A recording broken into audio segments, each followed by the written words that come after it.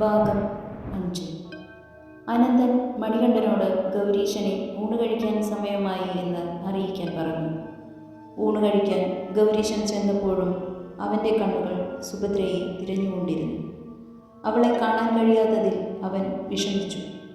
അനന്തന് ഗൗരീശനെ നന്നായി ഇഷ്ടമായി. എല്ലാവരോടും നല്ല വിനയവും ബഹുമാനവുമുള്ള ഗൗരീശൻ്റെ ആ പെരുമാറ്റം അവിടെയുള്ളവർക്കെല്ലാം നല്ലതുപോലെ ഇഷ്ടപ്പെട്ടു.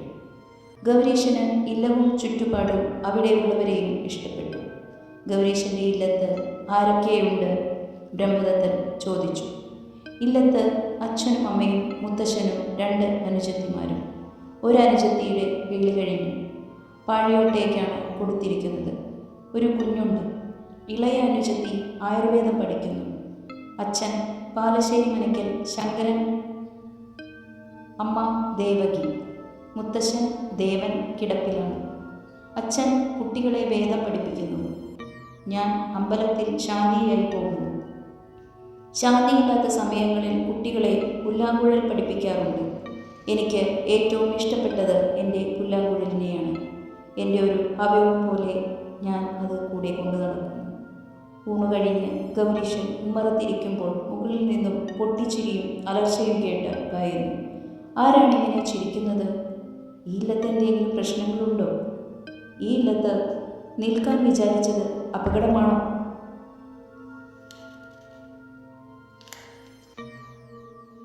ആ സമയത്ത് അനന്തൻ ഗൗരീശൻ്റെ അടുത്ത് വന്നു.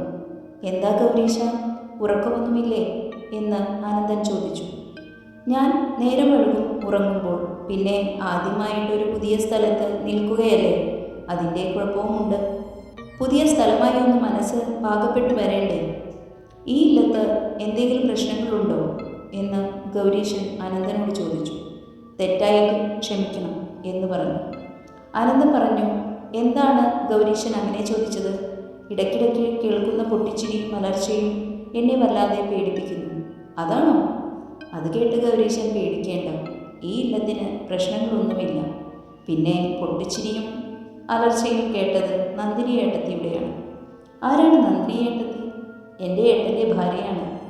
ഏട്ടൻ ദുർമരണപ്പെട്ടത് ഏട്ടത്തിയുടെ മനസ്സിനെ വല്ലാതെ ബാധിച്ചു.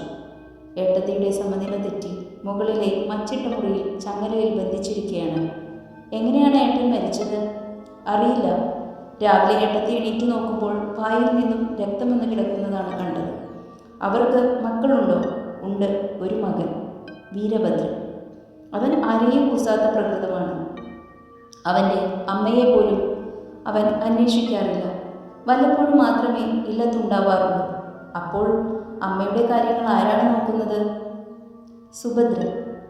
സുഭദ്രയെ അറിയില്ലേ?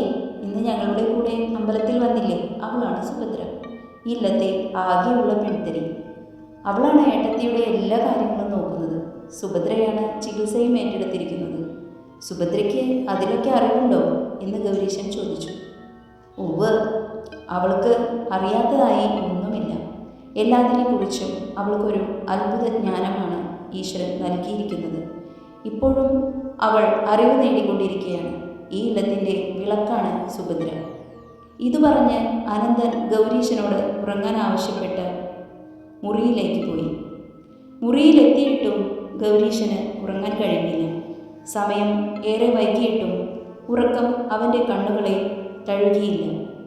അവളുടെ സൗന്ദര്യവും വിനയവും മറ്റുള്ളവരെ സഹായിക്കുവാൻ കഴിയുന്ന മനസ്സും ഉള്ള അവളെപ്പോലെയുള്ള ഒരു സുന്ദരിയെ ആരാണ് മോഹിച്ചു പോവാത്തത്? ആ ജനലിലൂടെ മഞ്ഞിൻ്റെ നേർത്ത തണുപ്പിലും അവൻ അവളെക്കുറിച്ച് മാത്രം ചിന്തിച്ച് ഉറങ്ങാൻ കഴിയാതെ തിരിഞ്ഞും മറിഞ്ഞും കിടന്നു. എനിക്കെന്താണ് പറ്റിയത്? ഉറങ്ങാൻ പോലും കഴിയാത്ത വിധം അവൾ എൻ്റെ മനസ്സിനെ കവർന്നിരിക്കുന്നു. ഈ ജന്മത്തിൽ എനിക്ക് വേണ്ടി ഈശ്വരൻ കാത്തുവെച്ച നിധിയാണോ അവൾ? എനിക്ക് അവളെ മതി. എനിക്ക് അവളോട് പ്രണയം തോന്നി തുടങ്ങിയിരിക്കുന്നു. ഇനി ആർക്കും എന്നെ അവളിൽ നിന്നും പിന്തിരിപ്പിക്കാൻ കഴിയില്ല.